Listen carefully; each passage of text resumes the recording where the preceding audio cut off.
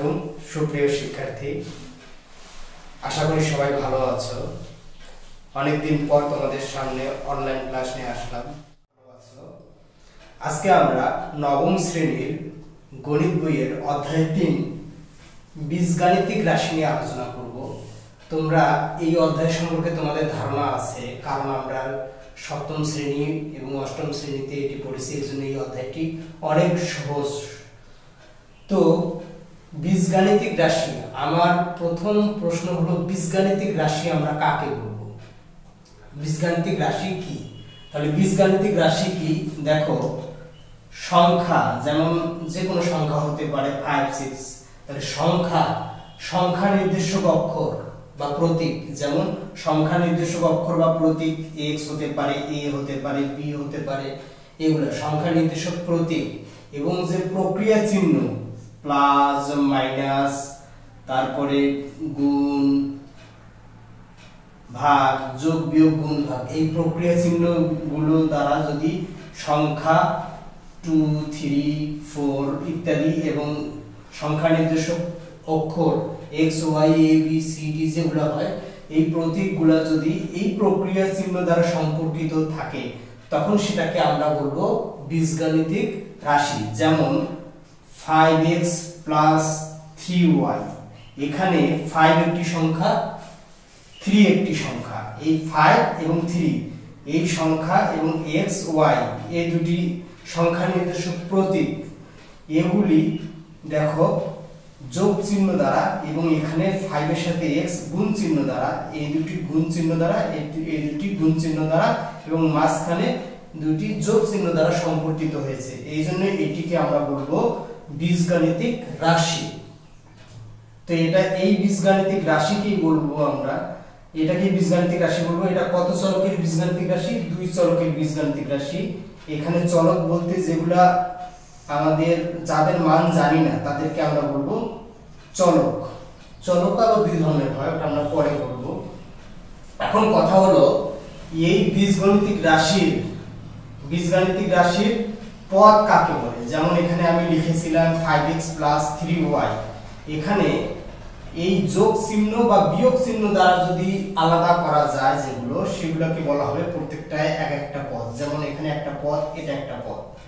আবার যদি আমি এইভাবে লিখি 5x plus 3y minus 2z, তাহলে এখানে কয়টা পদ হবে? 3টা। প্লাস এবং মাইনাস দ্বারা আলাদাকৃত যতগুলো পদ হবে সেগুলো হচ্ছে আমাদের পদ সংখ্যা, 3টা পদ। তো আমরা মূলত এই অধ্যায়ে 2 পদের বর্গের সূত্র শিখেছিলাম। তো তোমরা ক্লাস 7 এ এটা শিখেছো, আমি দেখাচ্ছি। আমরা ক্লাস 7 এবং 8 এ এই সূত্রগুলো শিখেছিলাম। বর্গের সূত্র তোমরা জানো, বর্গের সূত্র a + b² a - b² a² - b²। তোমাদের সুবিধার্থে আমি সূত্রগুলো আগেই পাশে লিখে নিয়েছি। সূত্রগুলো কিভাবে তৈরি হয় এটা তোমরা জানো, এবং এই ক্লাস 9 এ উঠে আমি আর এটা দেখাবো না। সূত্র থেকে যেগুলো তৈরি করা যায় সেগুলো অনুসিদ্ধান্ত, এখানে ঘনের সূত্র দেওয়া আছে, ঘনের অনুসিদ্ধান্ত। তো আমরা এই বর্গের সূত্র এবং ঘনের সূত্র সম্পর্কিত কিছু সমস্যার সমাধান করব আজকে। তো আমরা সমস্যার সমাধানের দিকে যাই। আমরা একটা গাণিতিক সমস্যার সমাধান করব। এখানে গাণিতিক সমস্যা দেয়া আছে, এখানে p, q, r উদ্দীপকের আলোকে আমরা এই কয়েকটি সমস্যার সমাধান করব। একটা কথা বলে নেই, এটা কিন্তু সৃজনশীল প্রশ্নের মতো ঠিক হয়নি। সৃজনশীল প্রশ্নে আমাদের ক, খ, গ থাকে, এখানে আমাদের ক, খ, গ, ঘ 4টি প্রশ্ন দিয়েছি। এই প্রশ্নগুলো কেন দিলাম এভাবে তোমরা খেয়াল করবে। আমাদের যে 3য় সপ্তাহের অ্যাসাইনমেন্ট আছে, সেই অ্যাসাইনমেন্টে ঠিক এই নিয়মের কিছু প্রশ্ন দেয়া আছে। এই জন্য আমি আজকে এইরকম সমস্যার সমাধান করব। এগুলো কিন্তু অ্যাসাইনমেন্টের প্রশ্ন না, মান আলাদা আছে কিন্তু নিয়ম একই হবে। তো দেখো, প্রথম প্রশ্ন বলা আছে ক নাম্বার, p = 0 হলে x এর মান নির্ণয় করো। তাহলে আমরা ক নাম্বার শুরু করি। দেওয়া আছে p = x² - 4x + 4। এখন বলছে যেহেতু p = 0, যেহেতু p = 0, দ্যাট মিন্স এইটি সমান 0, x square minus 4x plus 4 equal to 0। বা দেখো তো এটাকে আমরা এইভাবে সূত্র করতে পারি কিনা, x square plus 2x 2 into x into 2 plus 2x square. দেখো এটার সাথে মিল আছে, x স্কয়ার প্লাস 2 দুগুণে 4x প্লাস 2 দুগুণে 4। তাহলে এটাতে আমাদের সূত্র হলো কিসের সূত্র? অবশ্যই বর্গের সূত্র, a মাইনাস b হোল স্কয়ারের সূত্র। তাহলে এখানে x মাইনাস 2 কয়টা আছে? দুইটি আছে। তাহলে অতএব হয় x মাইনাস 2 ইকুয়াল 0 অথবা x মাইনাস 2 ইকুয়াল 0, বা x ইকুয়াল টু 2 বা x ইকুয়াল টু 2। অর্থাৎ নির্ণয় x এর মান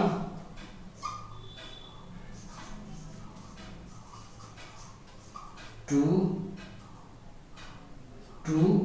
এবং 2 বা অথবা 2 বা 2 অর্থাৎ 2।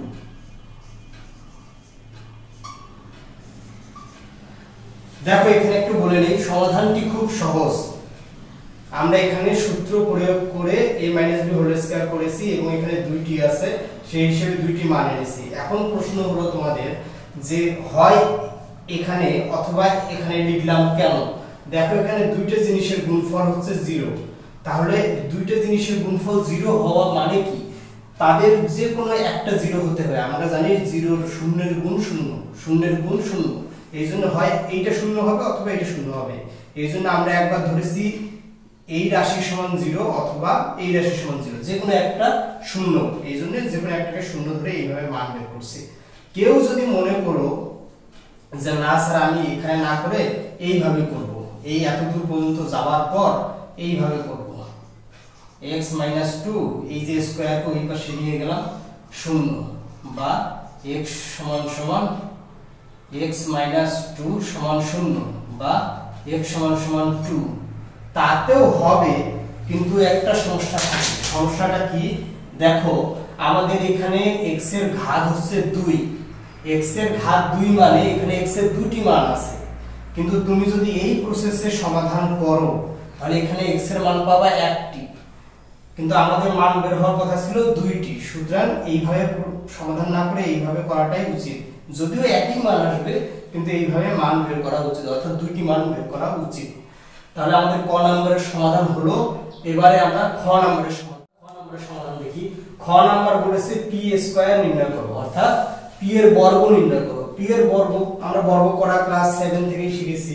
তাহলে p এর বর্গ নির্ণয় করি। অতএব p স্কয়ার সমান পুরোটার উপর স্কয়ার হবে, তাই না? এটা বর্গ করতে পারবা। কিভাবে বর্গ করব আমরা? p স্কয়ার, তাহলে একটা অংশকে আমরা a ধরি আর একটা অংশকে ধরি b। তাহলে এইটা যদি a ধরি এবং এটা যদি b ধরি তাহলে a প্লাস b হোল স্কয়ারের সূত্র। কেউ যদি তিন পদের সূত্র একটা আছে সেটা প্রয়োগ করতে চাও সেটাও পারবা। আমরা এই সূত্র দুই পদের সূত্র দিয়ে সমাধান করি। তাহলে কি হবে? বা p স্কয়ার ইকুয়াল টু এটা a এটা b, তাহলে a plus b whole square. a plus b whole স্কয়ারের ফর্মুলা কি?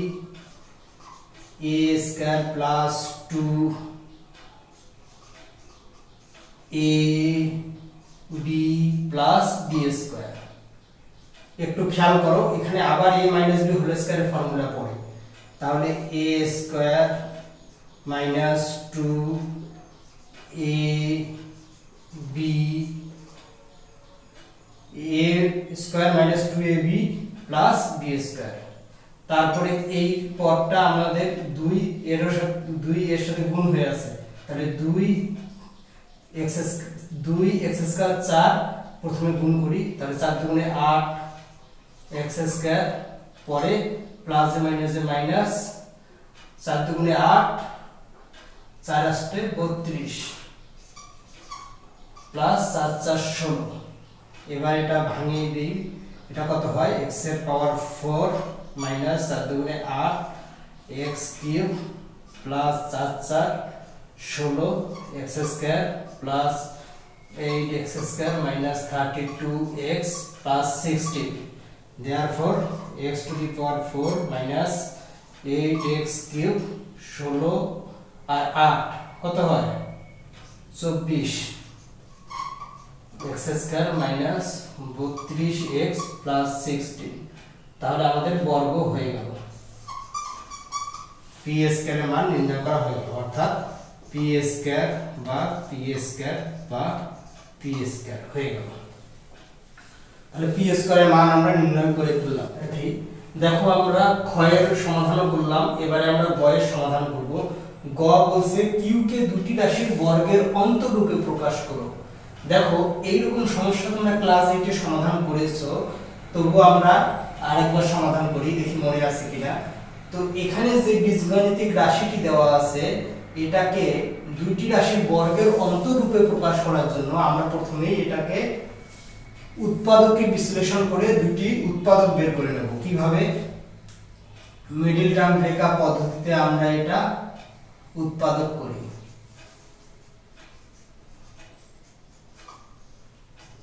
তোমরা মিডল টার্ম ব্রেকআপ জানো 3 এ 4 এ 12 4 3 7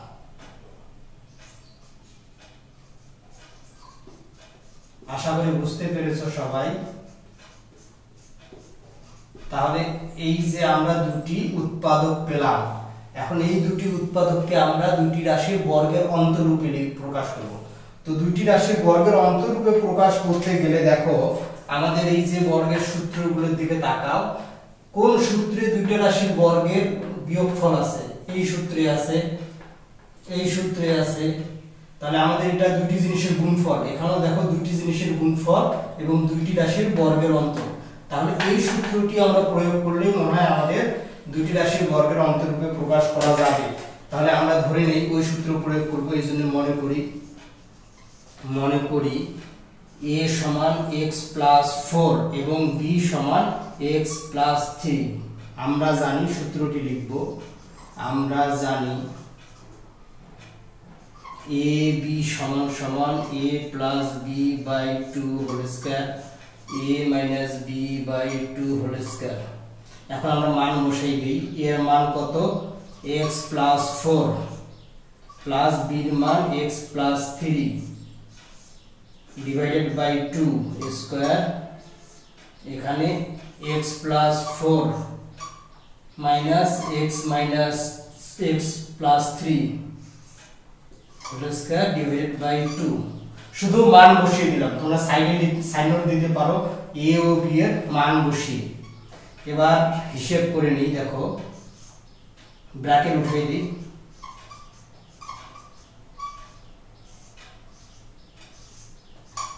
এখানেও তাই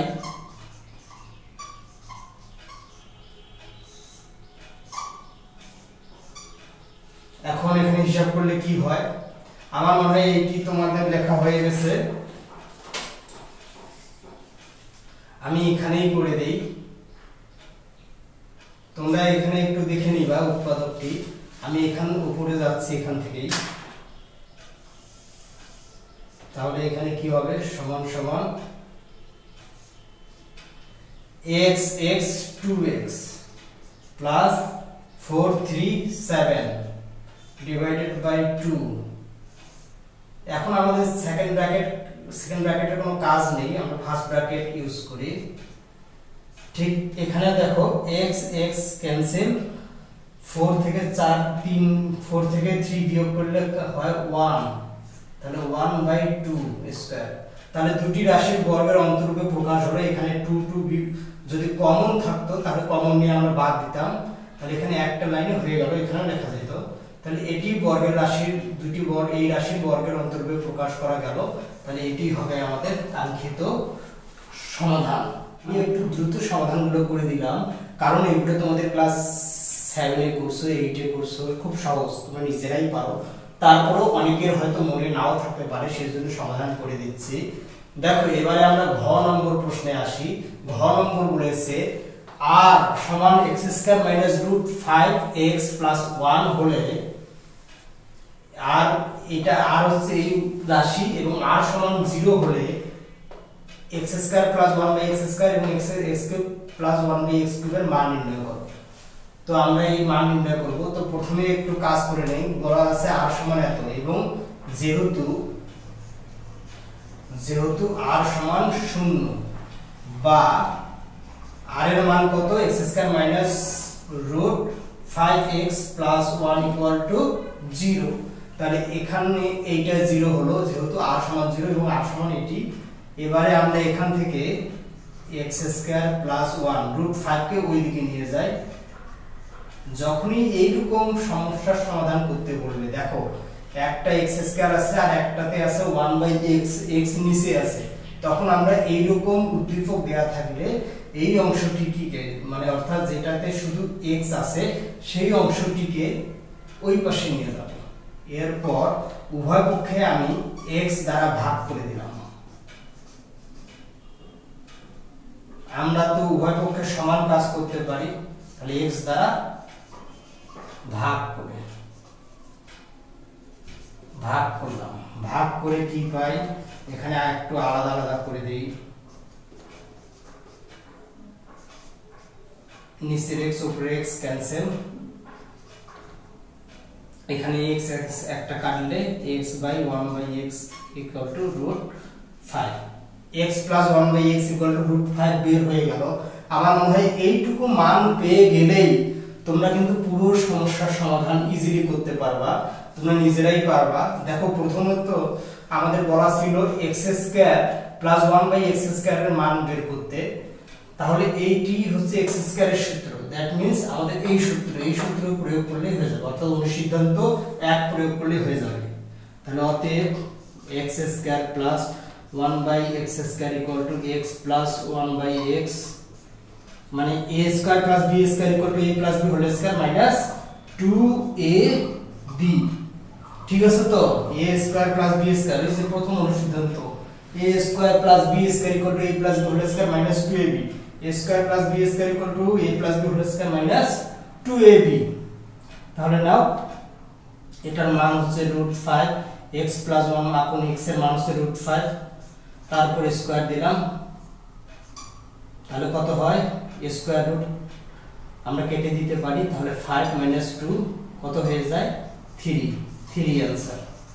তাহলে 3 आंसर হয়ে গেল। এবার আমাদের x কিউব প্লাস 1 আপন x কিউবের মান বের করব।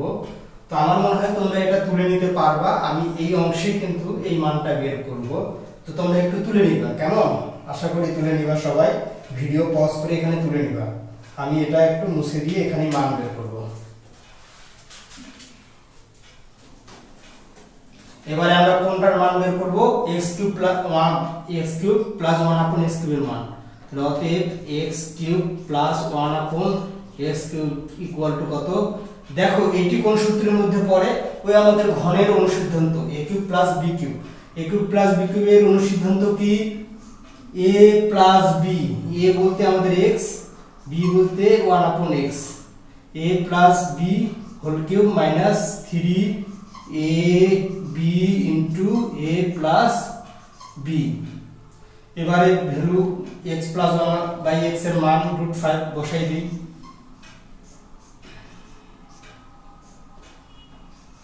x প্লাস 1 আপন x এর মান √5,